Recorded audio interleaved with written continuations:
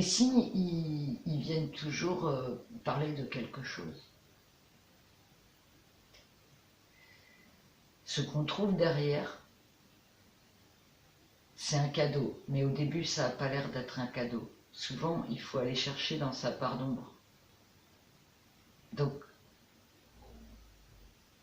beaucoup de personnes n'ont pas envie d'aller fouiller là. C'est un... Il faut vraiment que ça parte de l'intérieur. Il faut que le moment soit le bon moment.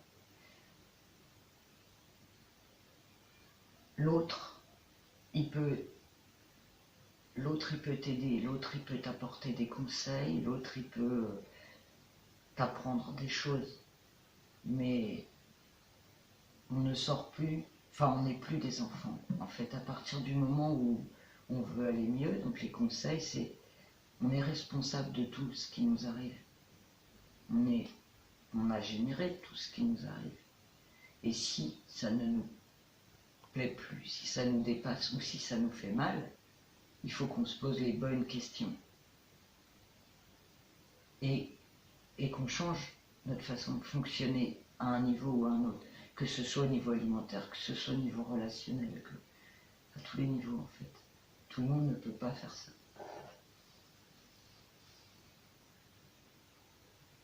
C'est pas un conseil pour... J'aimerais avoir un conseil pour tout le monde, mais je sais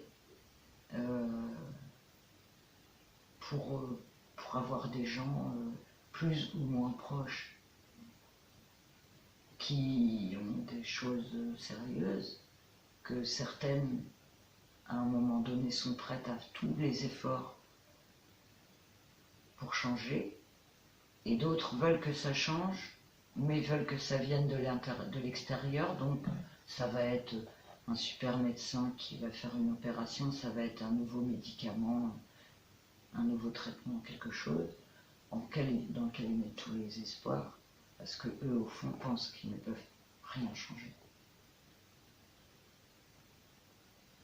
Et si ça part pas de l'intérieur, ça ne marche pas. Donc ils ont raison, en fait, à ce moment-là, de s'en remettre à l'autre, et peut-être ça marchera, ou pas. Mais ils ne reprennent pas le lit de... Il y a quelqu'un qui s'appelle Dominique Guyot qui a écrit un jour un essai sur l'évolution, qui m'a beaucoup plu. En fait, il parle de la relation à la nourriture selon le stade d'évolution de la personne. C'est-à-dire que l'enfant, il pleure.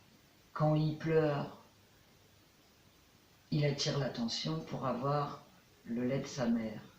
Mais si ça ne vient pas assez vite, il va piquer une colère. Et il ne sait pas attendre. Il ne sait pas attendre. Il veut tout de suite. Et il lui faut tout de suite.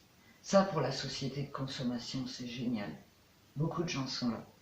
Et puis l'adulte, quelquefois, il est pareil. Dès qu'il a faim, il faut qu'il mange tout de suite. Il ne sait pas attendre. Et en fait, ça, c'est un problème parce que du coup, émotionnellement, ça fait se remplir avec ses émotions. J'ai une contrariété, je mange. C'est pas j'ai une contrariété, pourquoi est-elle arrivée, qu'est-ce qui se passe et comment je vais la solutionner. C'est j'ai une contrariété, j'ai mal, je mets un truc dessus. Ça, c'est une mauvaise façon de se nourrir. Mais beaucoup de gens fonctionnent comme ça. Et en fait, alors il y a une pratique qui est super intéressante, c'est le jeûne. Parce que le jeûne t'apprend à grandir à ce niveau-là. T'as faim, tu manges pas. Donc au début, tu te dis, mais si je mange pas mon petit déjeuner, c'est sûr que j'arriverai pas à midi, je vais tomber dans les pommes. Probablement que ça arrivera si tu y crois. Mais si tu te dis, tiens, je vais tester pour voir, et qu'à midi ça va, et que tu as envie de pousser un peu le bouchon, parce que c'est ses propres limites après tout, tu peux te rendre compte que tu peux passer 24 heures sans manger, c'est pas grave. non seulement c'est pas grave, tu manques pas d'énergie et ça t'empêche pas de faire ce que tu as à faire. Ça va être désagréable, par contre. Mais c'est pas insurmontable. Donc le jeûne, ça permet de se tester en fait et de comprendre que on peut avoir un délai plus long avant de se nourrir. C'est juste son rapport à l'alimentation qui va changer, le regard les croyances qu'on avait et le constat qu'on fait.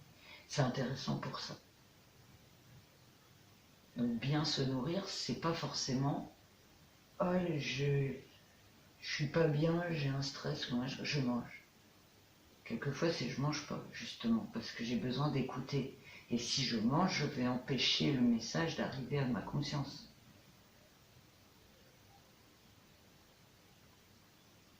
Mais quelquefois, réellement, il faut manger. Quelquefois, le corps, il a vraiment besoin de nourriture.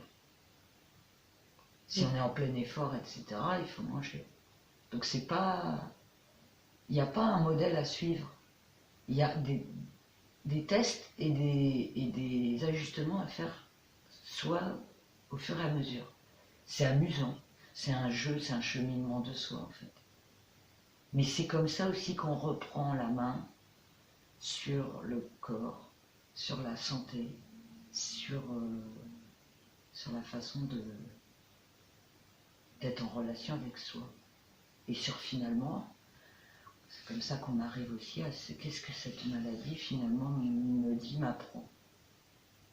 On s'interroge. Moi, je me suis interrogée longtemps sur pourquoi, comme ça, j'avais ce truc quand j'étais enfant, pourquoi j'avais perdu la vue, pourquoi j'ai eu mal et tout. Je commence à avoir des pistes de réponse, mais ça m'est propre et c'est mon cheminement. Mais je ne serais pas aujourd'hui qui je suis sans ça. Et ça, c'est certain. Et en fait, les épreuves, c'est toujours des cadeaux aussi. Après, pas sur le coup.